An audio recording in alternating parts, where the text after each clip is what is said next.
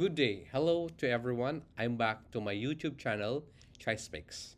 Let's continue our evaluation series. For today, we will discuss the key models in educational evaluation.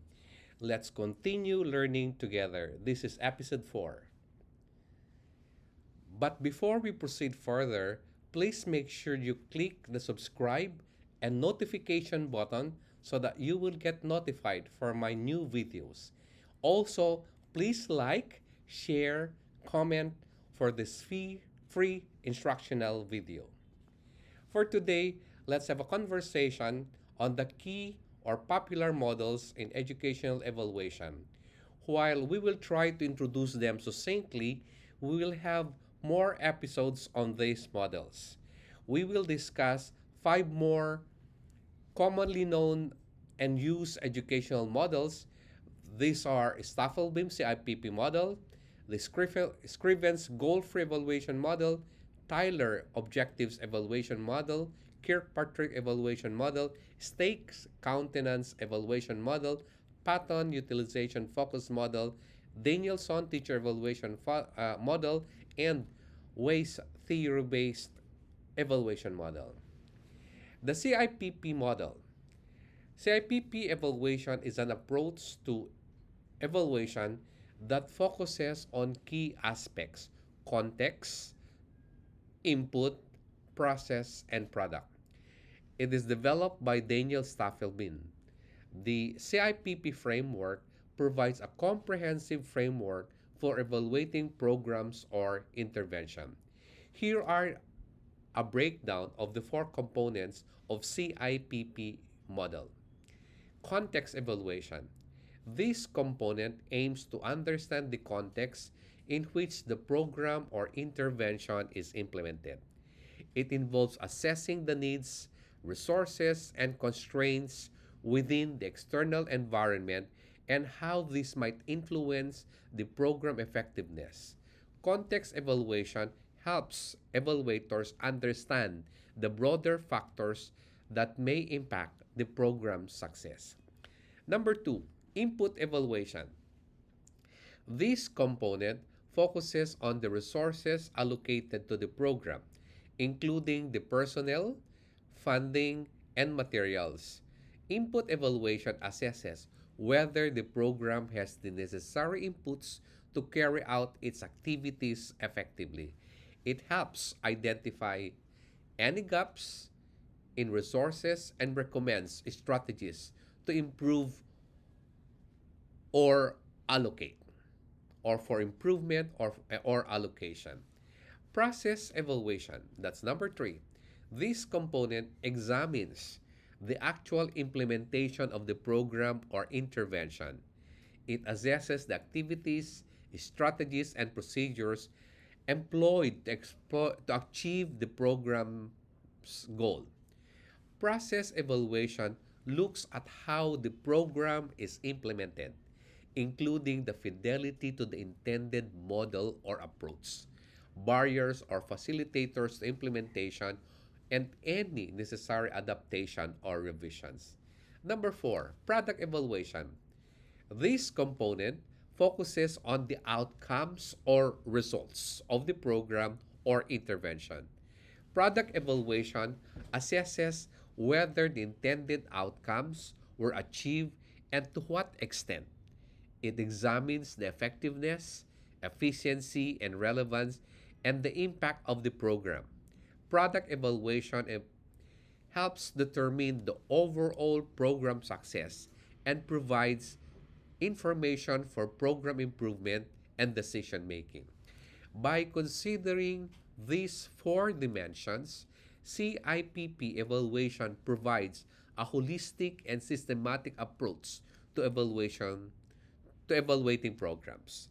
It helps identify strengths, weaknesses, and areas for improvement and provides stakeholders with comprehensive understanding of the program effectiveness and impact. Number 2, Scriven. The Scriven evaluation model, also known as the goal-free evaluation model, was developed by Michael Scriven. It is an approach to evaluation that focuses on assessing the merit and worth of a program or intervention without predetermined goals or objective. Here are key characteristics of Scriven evaluation model. Number one, it's goal-free. Unlike other evaluation model that emphasized predetermined goals and objectives, the Scriven model intentionally avoids specifying or emphasizing specific goals. Instead, it focuses on evaluating the overall merit and worth of the program without being influenced by predefined goals that may be realistic or biased. Number two, holistic approach. The Scriven model takes holistic approach to evaluation, considering all aspects of the program, including unintended outcomes and indirect effects. It aims to capture the program's broader impacts and outcomes rather than solely focusing on intended goals. Number three, iterative and flexible. The model encourages iterative evaluation, meaning it can adapt and change based on ongoing evaluation findings. It allows flexibility in evaluating different aspects of the program, including processes, input, outcomes, and context. Stakeholders' involvement. That's the fourth. Scriven models emphasizes stakeholder stakeholders' involvement in the evaluation process. It encourages the participation of various stakeholders, including program staff, participants, and other relevant parties, to provide diverse perspectives and insight. Number five, utilization focused. The model promotes the use of evaluation findings for making decisions and program improvement. It aims to produce actionable recommendations and insights that can inform program planning, implementation, and decision making. The Scriven evaluation model challenges the traditional approach of focusing solely on achieving predetermined goals and instead prioritizes a comprehensive and unbiased evaluation of programs' merit and worth. It provides a valuable alternative for evaluators and stakeholders looking to take a more holistic and open-minded approach to evaluation.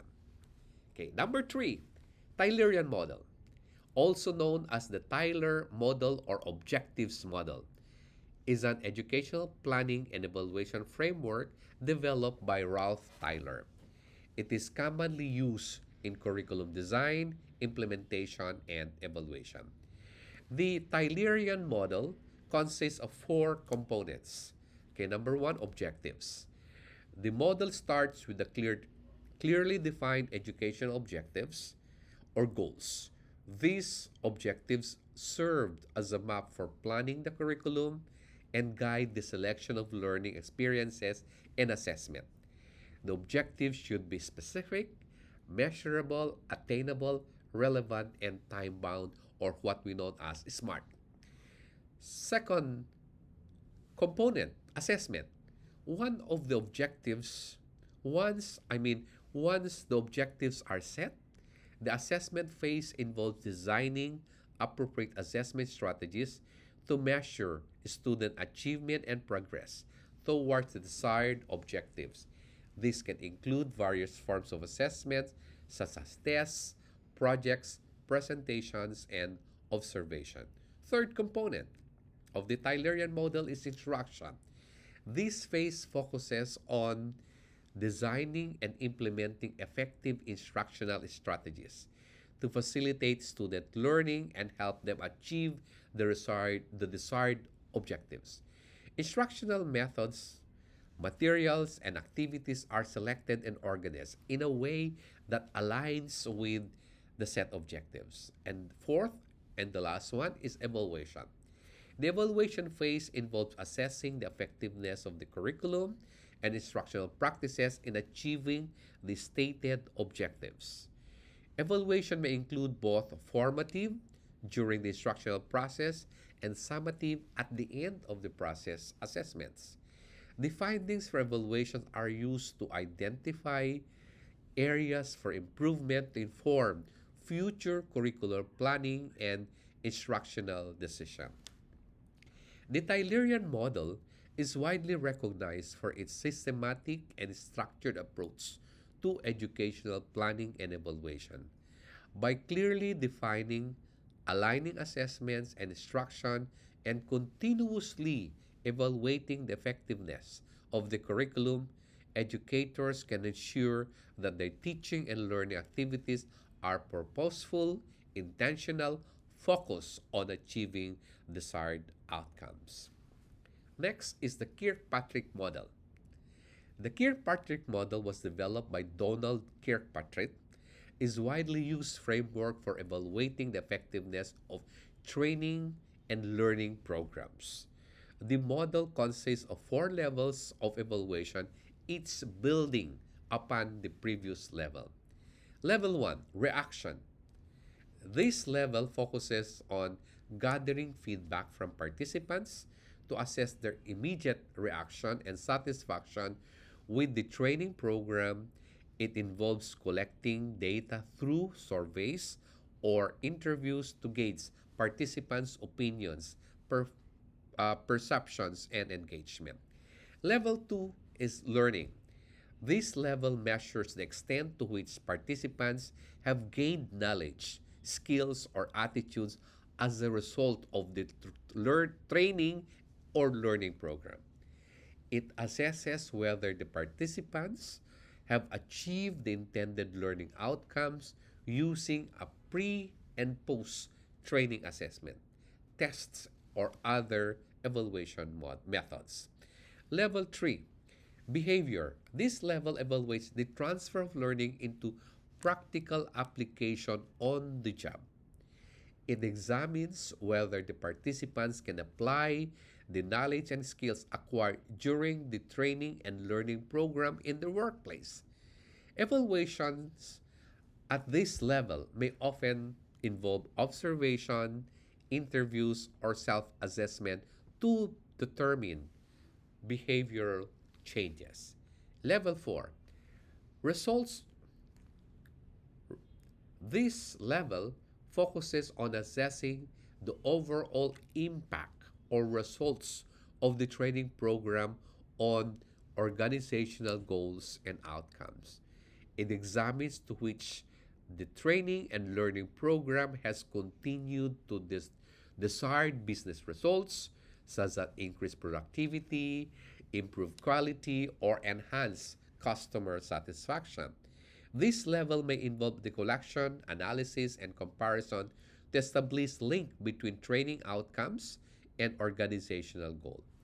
The Kirkpatrick model provides a comprehensive framework for evaluating training programs at different levels, from participants' reaction and learning outcomes to behavioral change and organizational impact. It allows organizations to assess the effectiveness, the value of the training program or the training investment, and make informed decision for improving future training initiatives. Next, Robert Stake, the fifth one. Okay, Robert Stake evaluation model is a framework that can be used to evaluate programs or projects. Stake is a renowned educational psychologist and researcher who developed a qualitative approach to evaluation known as Stake countenance model.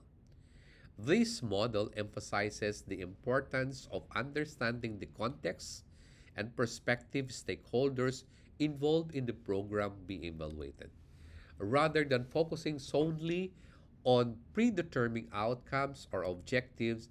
Stake's model emphasizes the exploration of multiple perspectives and interventions, considering both intended and unintended effects and examining how the program is experienced by different stakeholders.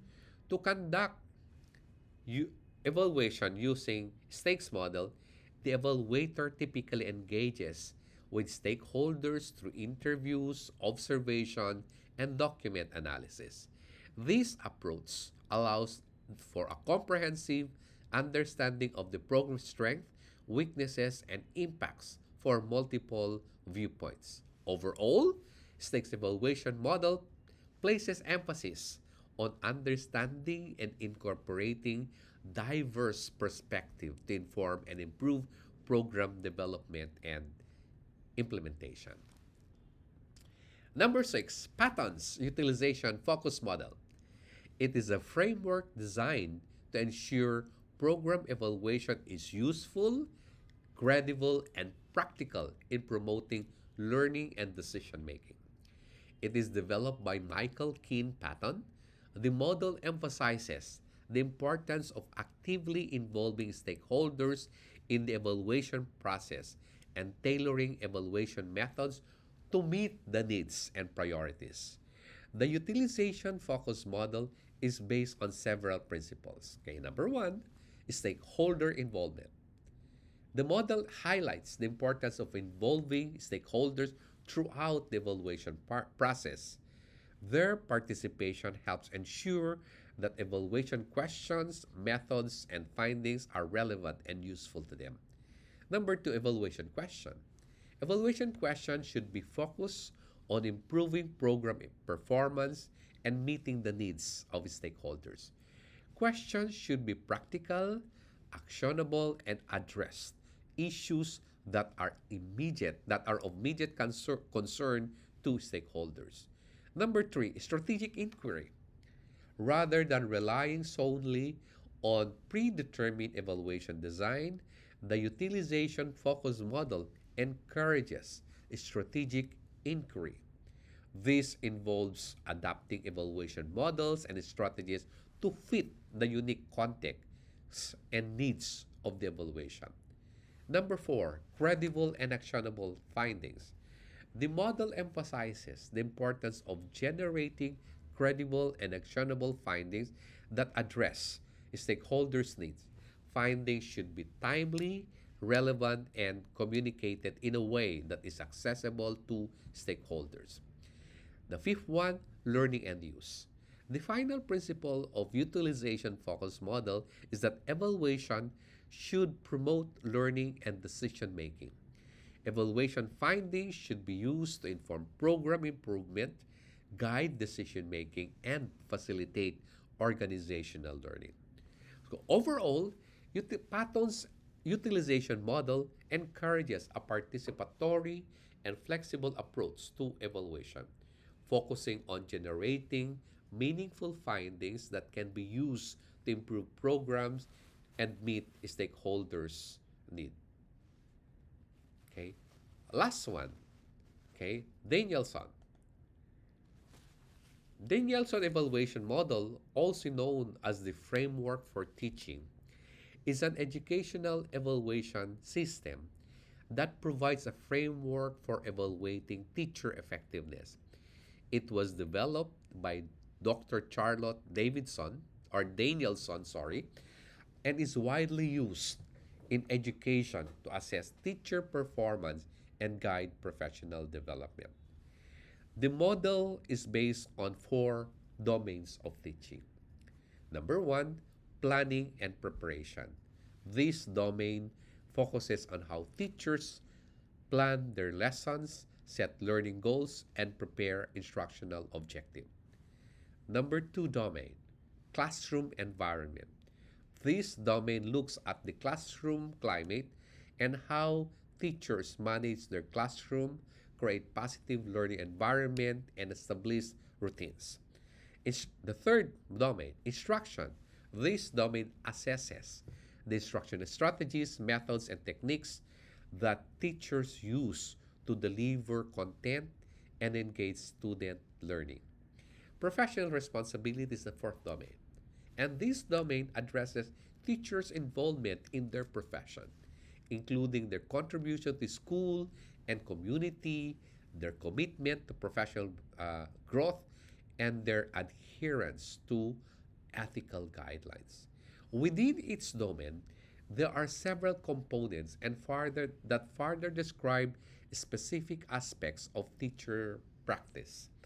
The components are then further broken down into specific elements or indicators that describe observable teacher behaviors. And these elements can be used as a basis for evaluation and professional development conversation.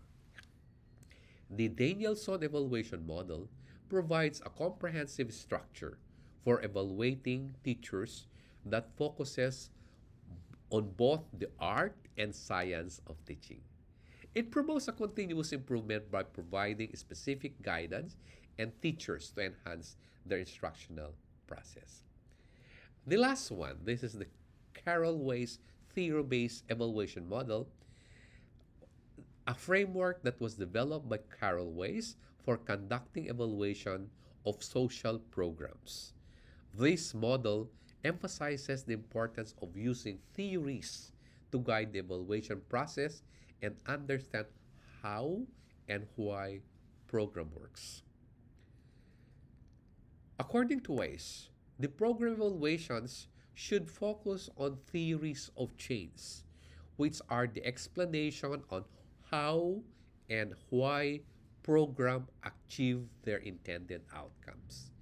These theories provide a roadmap for evaluators to understand the program logic and identify the key factors that contribute to its success or failure. The evaluation process of the Weiss model involves several steps. Okay, one, problem definition, problem theory, evaluation design, data collection, data analysis, and reporting and utilization. The Weiss model emphasizes the importance of involving stakeholders throughout the evaluation process. This includes engaging program staff, participants, funders, and other key stakeholders in defining evaluation question, collecting and analyzing data, and using the findings to inform decision making. Overall, Carl Weiss' theory-based evaluation model provides a systematic and rigorous approach to evaluating social programs. By incorporating theories of change, it helps evaluators understand how programs work and make evidence-based recommendation for program improvement. In summary, it is worth noting that there are many more evaluation models and approaches, especially tailored in education for educational setting. The choice of evaluation model will depend on specific goals, context, resources, and needs of the education programs or institution. So please watch out our next episode on program evaluation on ChaSpeaks. Again, thank you very much.